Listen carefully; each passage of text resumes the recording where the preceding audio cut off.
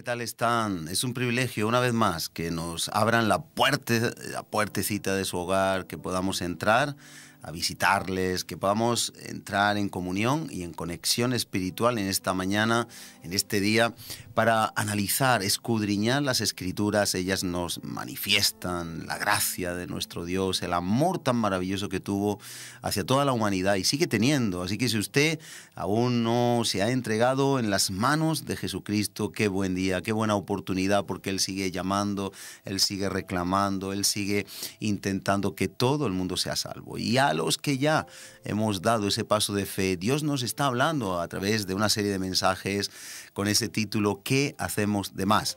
Hoy seguimos en ese camino, estamos en la parte final.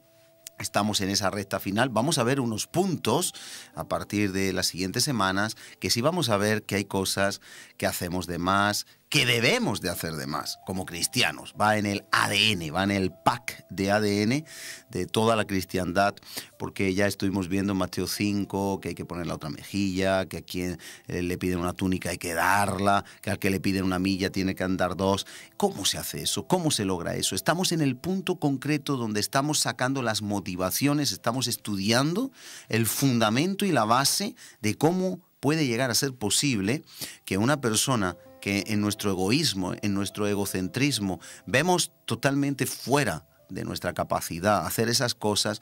Sin embargo, tenemos el amor de Dios y tenemos el Espíritu Santo que Dios nos ha dado. Sin el Espíritu Santo es imposible hacer la obra del Espíritu, porque la obra de la carne, lo que es nuestra naturaleza carnal, es contraria. En Gálatas 5 dice que la carne y el Espíritu se oponen entre sí. La carne tiene unas obras que se manifiestan solas, lo dice en Gálatas 5, mientras que el Espíritu es un fruto, y dentro del fruto del Espíritu está el amor, está el gozo, está la paz, está el dominio propio, la benignidad. Como usted sabe, la obra de la carne se manifiesta sola, así como la hierba en la maldición de la tierra sale sola. Nadie la mala hierba, nadie la cuida, pero brota en un descampado, en un solar, en la misma acera por la que transitamos, ahí brota mala hierba. Eso no sirve para nada, hay que quitarlo, eso echa a perder un huerto, echa a perder una plantación. Sin embargo, fíjese usted cómo dentro del fruto del Espíritu, para que haya fruto tiene que haber un trabajo. El agricultor tiene que regar, tiene que labrar, tiene que podar, tiene que cuidar, tiene que quitar mala hierba, fíjese, tiene que abonar, tiene que hacer una cantidad de trabajo, y así nosotros hemos recibido un huerto y en ese huerto tenemos que trabajar. Por eso estamos trabajando, estamos viendo que tenemos unas motivaciones más que suficientes. Estuvimos viendo la semana pasada, antes de entrar en los puntos de qué hacemos de más, la primera y segunda de esas motivaciones. La primera motivación para hacer algo de más, que es el ADN impreso en nuestra naturaleza, en la que tenemos que manifestar la presencia, la gloria y la naturaleza y carácter divino. Así como Jesús transitaba por aquí, por la tierra, así como Jesús caminaba por la tierra, usted y yo tenemos el compromiso de ser modelos, de ser imitadores de Él, de andar como Él anduvo. Así que si Jesús llevaba a cabo un actuar que era diferente, que no era religioso, mire usted el panorama, saduceos, fariseos, herodianos, todo era religiosidad por doquier. Y sin embargo, Jesús vino a romper la religiosidad, las castas, las autoridades impuestas por el hombre. Él vino a traer la verdadera relación entre el cielo y la tierra. Él vino a conectar el cielo y la tierra entre el Padre y sus hijos perdidos, que somos nosotros, éramos nosotros. Qué bonito que Jesús no vino a traer una religión más, sino una conexión con el cielo y una relación con el Padre. Éramos todos el hijo pródigo. El hijo pródigo, la parábola del hijo pródigo está hablando al pueblo de Israel, pero también a nosotros. Estábamos viviendo en mezquindad, estábamos viviendo en ruindad, estábamos viviendo en mediocridad. ¿Y qué hizo Dios? Vino, estuvo esperando, puso en nosotros el sentir, nos llamó, porque el hijo pródigo, cuando vuelve en sí, no olvide usted que vuelve en sí de una manera milagrosa, y ahí está el Padre mirando cada día, esperando con brazos abiertos. En el momento en que usted y yo recobramos un poquito de cordura, en el momento que tenemos un encuentro con Dios, como el Gadareno lo tuvo con Jesús, ahí el Gadareno, un hombre que andaba desnudo, lastimándose y hiriendo a los demás, y así andábamos usted y yo, desnudando nuestras intimidades, desnudando nuestra pecaminosidad, desnudando no físicamente, no literalmente, pero sí desnudando y sacando afuera todo lo malo que había en nosotros, haciendo daño a los demás, de 1.000 millones de maneras hacíamos daño fuera del Señor a los demás y también hiriéndonos a nosotros mismos. Estamos alejados de toda cordura. Sin embargo, el encuentro con Jesús lo encuentran los de Gadara sentado, vestido y en su juicio cabal. Fíjese usted, en una cordura que les asustó y que dice que exhortaron, intimaron, echaron, en otras palabras, a Jesús de sus contornos. Ellos tuvieron miedo de ver el poder de Dios. Tristemente hay muchas personas que tienen miedo de ver el poder de Dios y actúan en esa misma línea. Y cuando van un día a la iglesia les impacta. Salen diciendo, esto es lo que yo he buscado, esto es lo que yo quiero, aquí ocurre algo, esto es maravilloso, pero les da miedo y a veces echan fuera esa fuerza que viene, el Espíritu Santo, el amor de Dios la echan fuera. Nosotros, usted y yo no, nosotros tenemos esa fuerza, nosotros podemos cambiar, nosotros podemos llegar a la meta, nosotros podemos, porque no es por nosotros, es por Dios, porque todo lo podemos en Cristo que nos fortalece. No hay depresión, no hay enfermedad, no hay desánimo, no hay absolutamente nada que usted pueda decir que es un impedimento para hacer la voluntad de Dios. Es verdad que hay un trato, hay un proceso, pero usted tiene el poder que levantó a Cristo de la muerte. Así lo dice la palabra en Romanos, que el poder que levantó a Cristo de la muerte nos levantará. Así que las motivaciones que estamos viendo, hecha esta introducción, vimos en el programa anterior que Jesús tomó nuestro lugar. Esa es la primera. Y si Él tomó nuestro lugar, es justo, es correcto que nosotros tomemos el suyo. Y hablábamos de Gálatas 2:20, cuando Pablo dice, crucificado estoy juntamente con Cristo. Ya no vivo yo, vive Cristo en mí.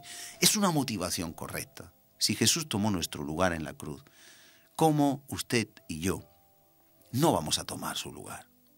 El lugar ahora de que nuestra carne esté crucificada y revestidos de su autoridad, de su reinabilidad. Somos reyes y sacerdotes. ¿Cómo no tomar el bastón de autoridad en el Espíritu y vivir por el Espíritu? Caminar por el Espíritu, mirar por el Espíritu, hablar por el Espíritu. Es justo. Si usted recibe algo de alguien, usted recibe un riñón, un hígado, de una familia, de un donante, ¿cómo usted no va a estar agradecido? Usted tiene una deuda de amor. El segundo punto que estuvimos compartiendo fue que no fue acaso el poder del amor de Jesús y el del Evangelio el que hizo todas las cosas, y ese poder está en nosotros ahora. Y vimos en Cantares 8:7. Dice en Cantares 8:7, usted seguramente lo conoce, lo ha oído muchas veces, que las muchas aguas no podrán apagar el amor. Resulta, amado, amada, que nuestro poder reside en el amor de Dios. El amor de Dios que ha sido derramado a favor nuestro. Ese amor reposa en nuestro interior. Ese amor lo hemos visto en aquella cruz. Lo hemos visto en lo que Él estuvo dispuesto a padecer para llevar todos nuestros pecados. Así que extrae el pecado, usted y de mí. Dios lo saca. Dios lo lleva al madero, allá donde Cristo está muriendo. Él muere por nuestros pecados, nos deja libertados del pecado. Y como consecuencia nos dice aquí el punto número 2 que estamos viendo, que ese amor de habernos libertado de la condenación y del pecado, es normal que nos empuje a poder ser diferentes y hacer las cosas de otro modo. De modo que estuvimos viendo que las muchas aguas no podrán apagar el amor, ni lo ahogarán los ríos. Estuvimos viendo eso en Cantares 8:7. En 1 Corintios 13 estuvimos viendo también que el amor todo lo sufre, todo lo cree, todo lo soporta, todo. Luego, ¿qué hacemos de más? Ay, yo es que no puedo, es que no me cae bien tal persona. Mire usted, si el amor de Cristo ha sido insertado, plantado, regado y crecido como un fruto en nuestro interior, fruto del Espíritu, no hay impedimento. Hay prueba, hay oposición, hay tropiezos que el enemigo va a poner y nuestra carne, nuestro yo, que es el peor enemigo, pero no es imposible para Dios al que cree. Dice, el amor de Dios todo lo cree, todo lo cree. Y si todo lo cree, como nos dice en 1 Corintios 13, en el versículo 4, el amor es sufrido, es benigno, no tiene envidia, no es jactancioso, no se envanece, no hace nada indebido, no busca lo suyo, no se irrita, no guarda rencor, no se goza de la injusticia, mas se goza de la verdad. Todo lo sufre, lo podemos sufrir todo usted y yo, por Jesús. Todo lo sufre, todo. Ausencias, pérdidas, abnegación, cualquier injusticia, cualquier cosa que usted y yo tengamos que padecer, aquí nos dice, todo lo sufre. Si está el amor de Dios en nosotros. Otra cosa es que haya una motivación errónea. Otro asunto es que realmente no esté el amor de Dios, sino un interés egoísta, egocentrista, algo egocéntrico dentro de nosotros, por lo cual queremos ser cristianos, porque hay algo que podemos recibir al serlo. Eso es otra cuestión. Pero dice el versículo 7, todo lo sufre, todo lo cree, todo lo cree. Podemos creer lo que no vemos, podemos creer lo que es imposible, porque al que cree, todo le es posible. No olvide que así dice la palabra de Dios, al que cree, todo le es posible. Y el amor de Dios todo lo cree. Luego, cuando el amor y la fe es fruto del Espíritu, en Gálatas 5, el amor lleva a la fe. Y la fe basada en el amor hace que lo imposible, insólito, inaudito, se materialice en algo posible. Recuérdelo, el amor de Dios todo lo cree. Y al que cree lo imposible, y no estamos hablando, bueno, yo quiero ser millonario, quiero tener un yate. Eso es ser niño, eso es lo que un niño, oye, y si te dan 3 deseos, ¿qué pide? No estamos jugando a eso, estamos hablando en el orden del reino de los cielos, poder salir de una situación, poder recibir la gracia del Señor, el poder para vencer una tentación, una debilidad, una adicción, el poder para que no le afecte la oposición que usted está sufriendo en su familia, el poder para que su familia se convierta. Estamos hablando de cosas serias, obviamente. Jesús ha prometido muchas cosas en la palabra, pero las ha prometido para aquellos que tienen fe. Y usted está viendo que para hacer algo de más, uno tiene que mojarse, uno tiene que de alguna manera involucrarse en lo que sabemos que Dios nos está pidiendo. No podemos esperar que venga un resultado si nosotros no tenemos un trabajo previo, una lucha. Le voy a poner un ejemplo. Cuando los sacerdotes iban con el arca, ellos iban a la tierra prometida. Dios les había prometido esa tierra. Les había dicho que en esa tierra ellos iban a morar, que iba a ser de vuelta, que iban a vencer a todos los enemigos. Y si usted recuerda, los sacerdotes tenían que ir con el arca a hombros. Y dice en Josué que cuando los sacerdotes llegaran a la orilla del Jordán, que se desbordaba, y metiesen sus pies en el agua, el Jordán se detendría. Y así, detenido, el Jordán seguiría una parte, su curso quedaría en seco, mientras que la otra parte quedaría amontonada. Eso era imposible, era insólito, era algo inesperado. Nunca ha pasado eso en la historia de la humanidad. Era la primera vez, pero Dios lo había prometido. Ahora, el pueblo, y los sacerdotes en concreto, ellos tenían en un acto de fe, en un acto de creer, porque el amor de Dios todo lo cree, ahora apliquemos eso a nuestras vidas, que el Jordán se iba a detener, porque Dios lo había dicho. Que su familia va a ser salva, porque Dios lo ha dicho, si usted cree en el Señor Jesús. Que su enfermedad no es impedimento para hacer la obra de Dios, bien sea que Dios sane, como dijo Sadrach, Mesach y Abednego. Si Dios no quiere librar, nos librará, pero sepas, Rey, que nosotros vamos a ser fieles y no nos vamos a postrar. Nos libre o no nos libre. Si Dios nos libra de la enfermedad, gloria a Dios, hay muchos milagros y los celebramos. Pero si no nos libra, podemos con la enfermedad cumplir el propósito. Y no obstante, oraremos por esa enfermedad. Pero Dios ha dicho que ni la muerte ni la vida nos puede separar del amor de Cristo. Morir hay que morir. Si Dios ha determinado morir un día, no vamos a rebelarnos a eso. No vamos a hacer tampoco como Ezequías, que quiso vivir más años, le pidió a Dios, Dios le escuchó y fueron años terribles de maldad, donde todo lo que había hecho en la primera parte de su vida positivo lo convirtió en negativo.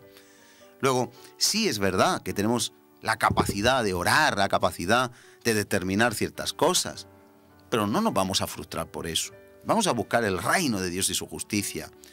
Y los sacerdotes, cuando metieron los pies en el agua, el Jordán se detuvo. Usted y yo tenemos que meter nuestros pies en el agua. Usted y yo tenemos que caminar en la palabra. El agua del Jordán es la palabra. Cuando usted y yo nos introducimos en nuestro caminar, en lo que Dios dice en la palabra, suceden cosas sobrenaturales. Cuando dice, cree en el Señor Jesús y serás salvo y tu casa. Así aquel carcelero creyó en el Señor Jesús y toda su casa, en esa misma noche se bautizaron todos. Y así la palabra de Dios nos va enseñando tantas cosas. Al que cree, todo le es posible. Hay otro punto, en 2 de Timoteo 2:10, dice el apóstol le dice al discípulo Timoteo, todo lo sufro por amor a los escogidos. Fíjese usted, el poder del amor diciendo todo lo sufro, todo. El todo no es una parte, sí, esto no, es todo, es el compendio, es el conjunto. Todo lo sufro, todo lo soporto. No hay límite por amor a los escogidos. Y en 2 de Corintios 5:14, hablando del poder del amor, mire usted lo que nos dice la palabra, es precioso. En 2 de Corintios 5:14 y 15 dice que el amor de Cristo nos constriñe, nos empuja, nos impulsa. Si usted y yo tenemos el amor de Dios en Cristo Jesús, ese amor es potencia, es poder, es energía. En Hechos 1 dice, cuando recibáis el Espíritu Santo, el Espíritu de amor, poder, amor y dominio propio. 3 connotaciones tiene también Pablo a Timoteo. No ha recibido espíritu de cobardía, sino de poder, de amor, dominio propio. Y el mismo amor es poder. El amor más el poder, más el dominio propio, hace que conquistemos lo imposible. Dice, el amor de Cristo nos oprime, nos obliga, nos aprieta, nos empuja. Es algo que no podemos negar, es algo que no podemos resistir, es algo impresionantemente incombustible, no se agota.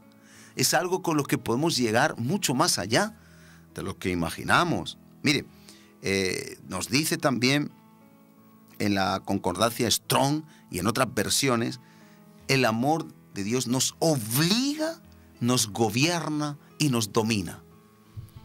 Es decir, ya no nos gobernamos nosotros mismos, aunque nosotros estemos creyendo que tomamos decisiones. Dentro hay una lucha porque amamos a Dios y Dios está inclinando la balanza y Dios está también redarguyendo en cada instante, en cada momento, y Dios está poniendo su semilla, aportando su granito de arena para la balanza inclinarla al lugar correcto, porque Dios está al control. Cuando alguien ama a Dios, Dios gobierna su vida, Dios domina su vida.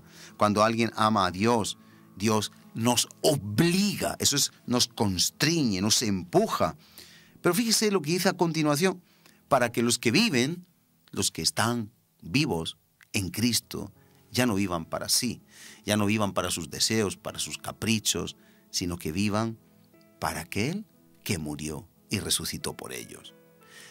Qué buen fundamento el amor derramado de Dios por nosotros.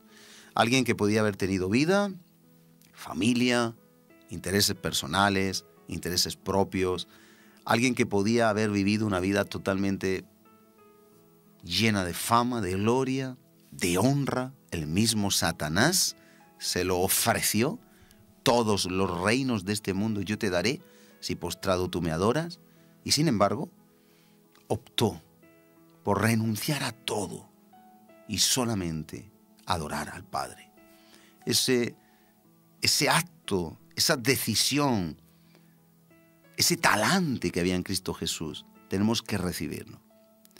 Porque Él murió por nosotros, con el deseo de que nosotros ahora vivamos para Él. Él nos liberta del pecado, no para seguir viviendo en pecado, sino para ahora levantarnos en autoridad y en el poder de Dios para deshacer las obras del maligno. Él nos ha enviado a la tierra. Estábamos en lugares celestiales. Nos predestinó, nos envió a la tierra con la misión de traer este mensaje. este evangelio de poder, de autoridad, no de religión. Esto no es una religión más. Muchas personas que no entienden, hablamos y le decimos, venga a la iglesia. No, yo es que no tengo ganas de religión, estoy desengañado, desengañada. Es una tónica general. Pero créame, es real que esto no es una religión, a no ser que uno lo viva religiosamente. Estamos hablando de poder, estamos hablando de misión, estamos hablando de delegación, estamos hablando de reto, estamos hablando de un propósito, estamos hablando de una carrera de fe, estamos hablando de una batalla de fe. Estamos hablando de muchas cosas que el Señor quiere hacer a través de su pueblo aquí en la tierra. Para que digan las naciones, como dice el salmista, grandes cosas ha hecho el Señor con para que seamos tierra deseable, para que muchos quieran tener lo que nosotros tenemos, ese gozo, ese amor, ese talante, ese dominio propio, generosidad. Son atributos que Cristo quiere depositar en usted y en mí, y que muchas veces, por desconocimiento de estas cosas, no logramos. Ay, yo no puedo, lo he intentado. Deje usted de decir no puedo, porque usted puede en el amor de Cristo. Llénese del amor de Cristo. Escudriñe el amor de Cristo. Póngase en el lugar de Cristo. Sea agradecido, agradecida con Cristo, porque poder podemos. El tercer punto, ya hemos visto los dos anteriores. El tercer punto es, ¿acaso no es el Evangelio locura al mundo, pero poder para nosotros? Así que el Evangelio es poder. Sí es posible hacer de más, como iremos viendo esos puntos siguientes. ¿Qué vamos a hacer de más? ¿En qué somos diferentes? Y quiero darle dos versículos apenas. Uno es 1 Corintios 1:18, donde dice que a los que se pierden la palabra de Dios es locura. No se preocupe, para los demás es una locura.